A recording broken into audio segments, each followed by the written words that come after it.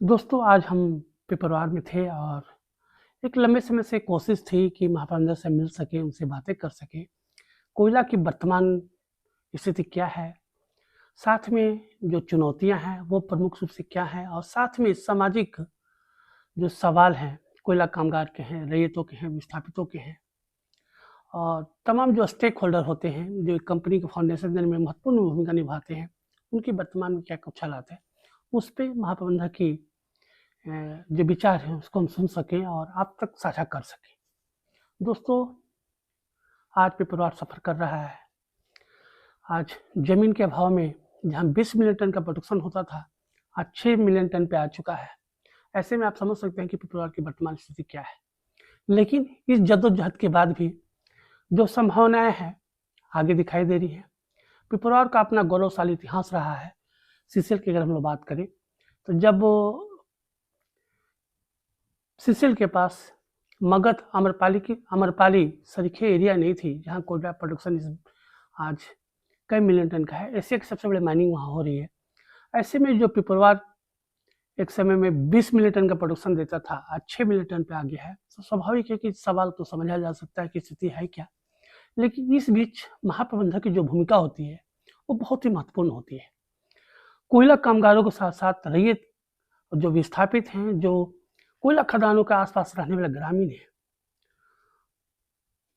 अगर इस बात को देख के समझा जा सकता है कि स्थिति कितना बैलेंसिंग है। कहाँ 20 मिलियन टन का प्रोडक्शन हो रहा था, कहाँ 6 मिलियन टन का प्रोडक्शन हो रहा है। उस बीच में भी तमाम चीज़ें नियंत्रित हैं और एक दूसरे को सपोर्ट करते हुए आगे बढ़ रही हैं। तो ये महाप्रबंधक की एक बड़ी भूमिका के तौर पे देखा जा सकता है। संजीव कुमार साहब से हमने बात की और कोशिश थी कि उनकी जो बात है आप तक आए।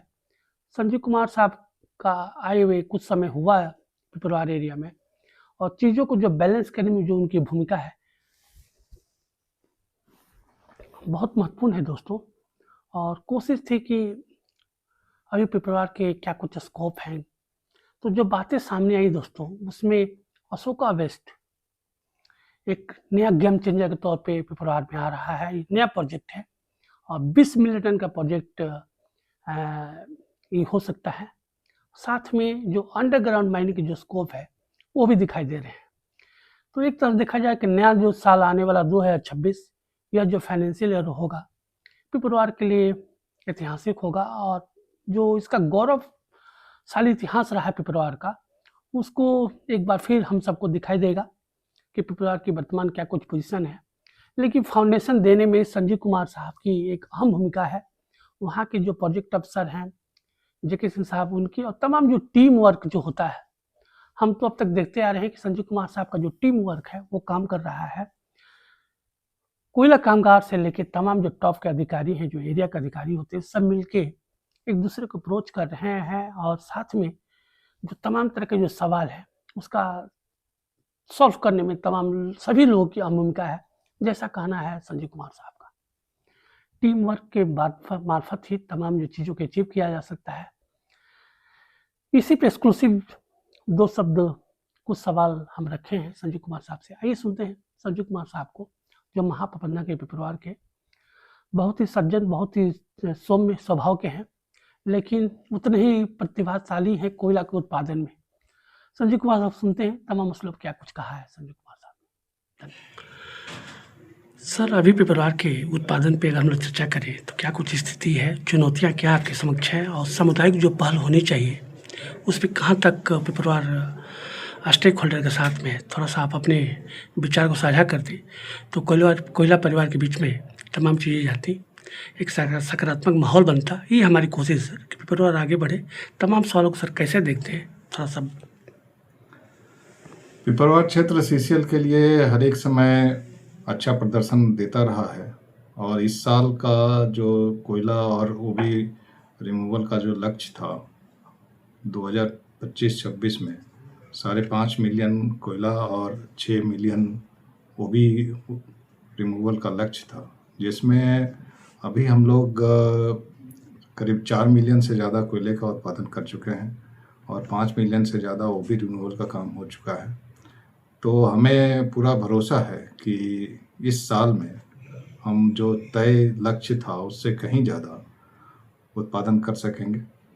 इसके लिए जो मूलभूत ज़रूरतें हैं, सबसे ज़्यादा ज़रूरत होती है ज़मीन की उपलब्धता के लिए। उसके लिए हमने यहाँ के जो रैयत हैं, जिनका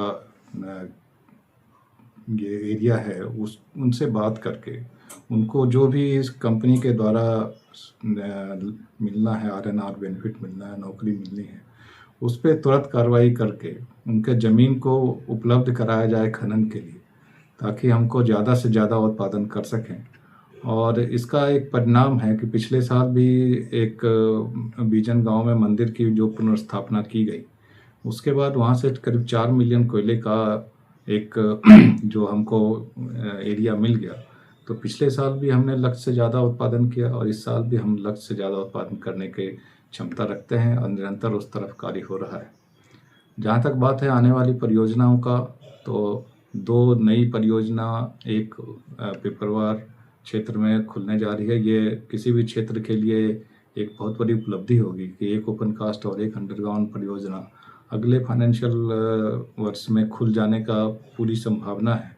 और जो कोयले का उत्पादन में निरंतर गिराव देखा जा रहा था इस पूरे क्षेत्र में, वो आगे आने वाले समय में वो 20 मिलियन टन का जब उत्पादन होगा, तो वो जो पिपरवार के जो पुराने दिन हैं वो वापस लौटेंगे और यहाँ का क्षेत्र में सर्वांगीण विकास में जो सारे कार्यक्रम हैं वो होगा।